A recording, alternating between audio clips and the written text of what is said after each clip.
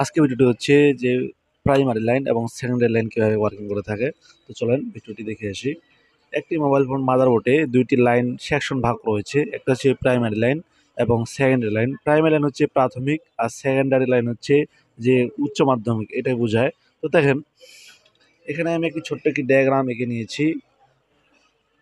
এই ওয়েসটি যদি জানা থাকে সেক্ষেত্রে ভালো কিছু করার পসিবিলিটি রয়েছে। হাজারো টেকনিশিয়ান জানে না এই ওয়েসটি।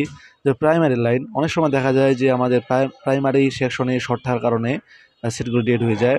এখন প্রাইমারি সেকশনে যদি কোনো লিকেজ বা শর্ট থাকে সেক্ষেত্রে আমরা কীভাবে সমাধান করে থাকি, এবং সেকেন্ডারি লাইনে কোথা থেকে আমরা এই এই সমাধানগুলো করে থাকি সে বিষয় নিয়ে কথা বলবো।